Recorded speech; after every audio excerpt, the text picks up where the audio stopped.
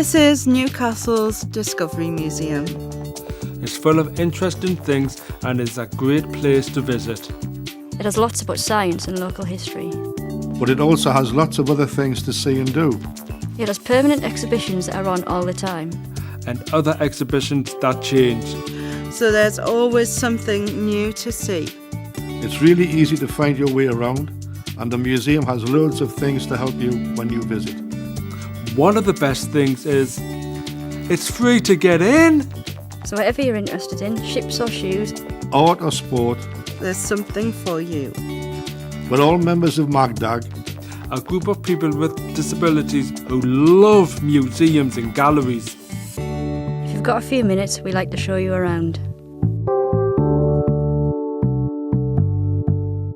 My name's Billy Richardson. I live in Elsick in Newcastle, and I go to the Discovery Museum to look at the archives. I'm Emma Slocum, and I come from Wallsend. The thing I like about the Discovery Museum is the history of the fashion. I'm Jim Richardson. I live in Berkeley. For me, it's the boat side of it. That's my interest. My name is Ryan Gregson. I live in Dudley in Northumberland, and I absolutely love the science maze. My name is Mel Robson. I'm 24. I'm from Stockton, and I love all the exhibits at the Discovery Museum.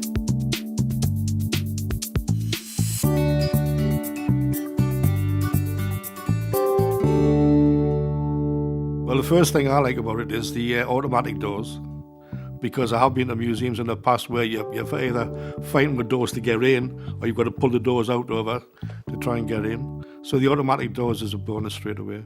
The reception desk's on the right, and they're always very helpful there. If you need anything, you can always, feel free to just go over and ask, and they'll help. If you don't know where it is, they'll get assistance and help you find somewhere. The reception would help you a bit. They'd give you information on the place, like leaflets and that, because there's leaflets at the reception and that they'll give you them to tell you a bit about the Discovery Museum. The museum has 2 doors that you can walk through.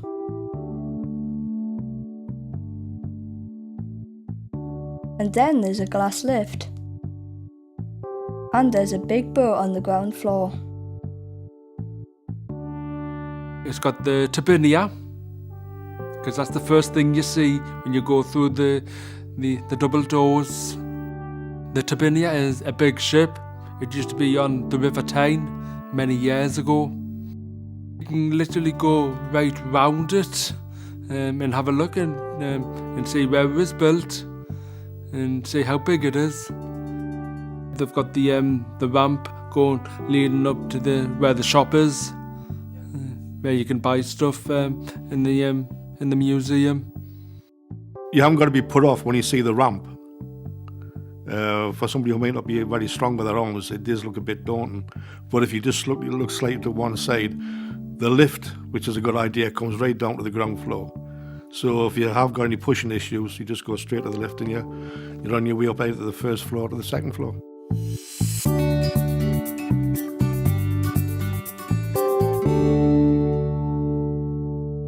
From a wheelchair point of view, it's ideal for getting around. It's spacious. Some of the settings are easy to get around. It's a lovely big building, yeah, it's great, and it's got great decor inside as well, I think. You can get the lift to all the floors. If you need help finding lifts or stairs or whatever, people will help you with that as well. The canteen's easy to get around in. And one of the other things is the toilets are easy to get around in as well. And there's just all sorts of different parts of the museum which you can go into and get involved in, and it's just really interesting going in there. I'd suggest go there now.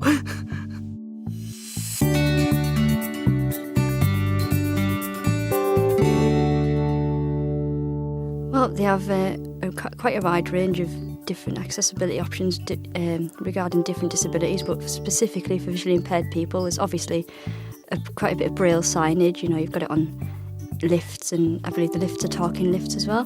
But you also get things such as audio tours, where you can borrow a member of staff and they'll take you around and explain like the exhibits and what's in them and stuff.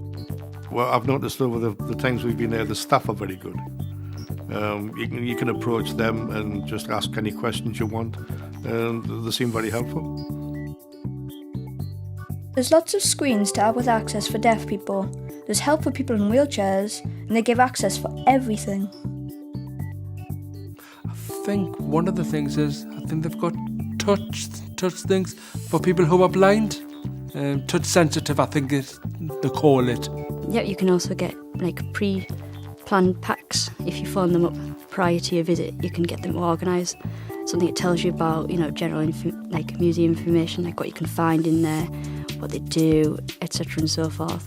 And that's available in a variety of different accessible formats, such as like audio and braille. It's easy access for everyone.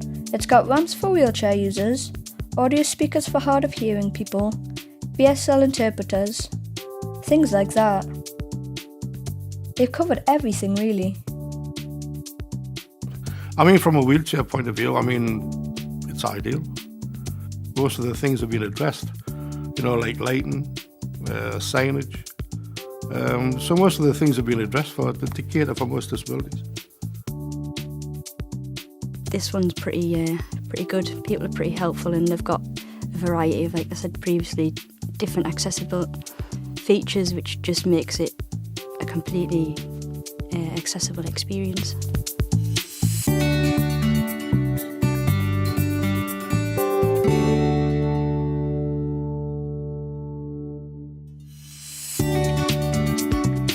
The thing I like about the Discovery Museum is the history of the fashion.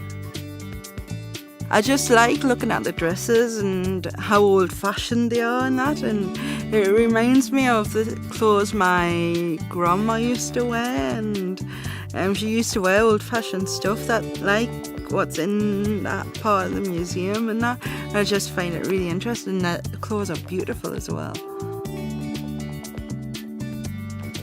They're on mannequins. The dresses are on mannequins, and so are the suits that the men wear, and they're all Victorian and that, style dresses and that, old-fashioned looking and that, and I just find them really interesting, and then glass cases as well. Yeah, they've got little bits of information next to the glass on the side, so it tells you the history of the dresses and who wore the dresses and that.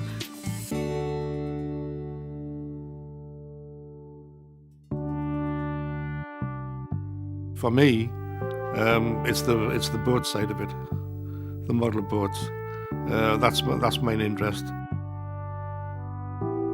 Just before I had my accident, I was able to start an apprenticeship at Clark Chapman's, who manufactured winches and cranes for boats, and that's got my interest. The first thing that grabs your attention is the turbinia. I mean, the history of that is just absolutely fantastic. When you go to the displays where the boats are, it's the way they've been built. They made everything in so perfect detail. But everything's so handmade, it just grabs your attention. And most of the displays, for wheelchairs, they're a nice sight to look at.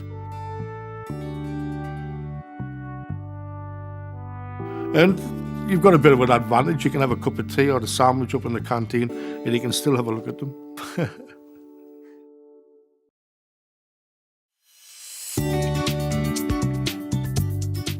This is my favourite part of the Discovery Museum. This is the science maze. Come on!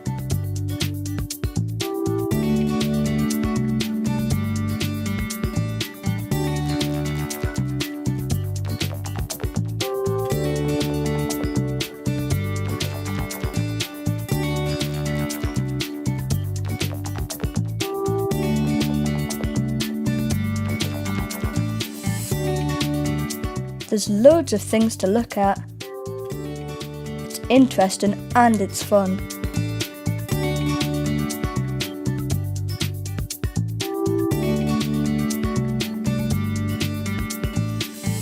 There's loads of things to have a go at.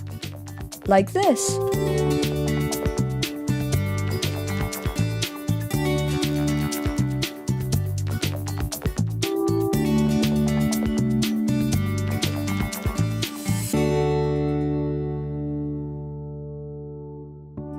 The thing I find most interesting is the archives. You go in, you've got the reception desk.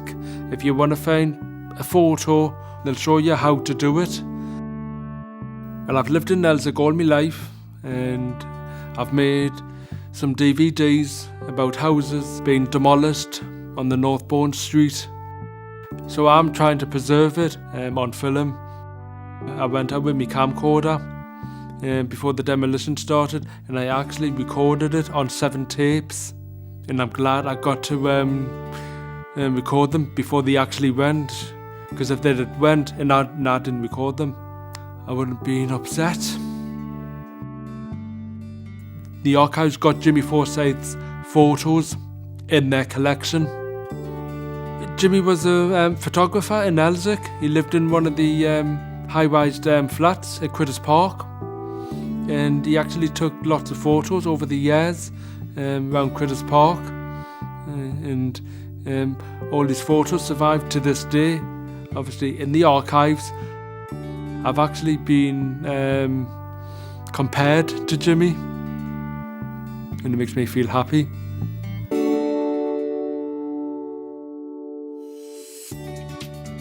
But I think if museums is your interest, you've just got to give it a try.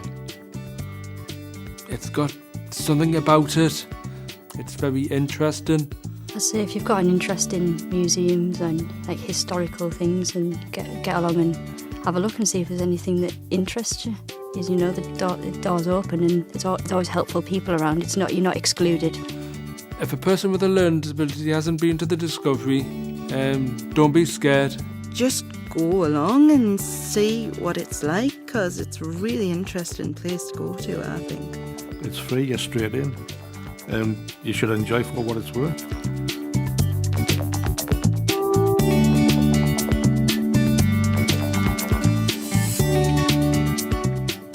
In 3 words. Stunning, Exciting, amazing decor, formative, Interesting, innovative and accessible. Amazing. Fun.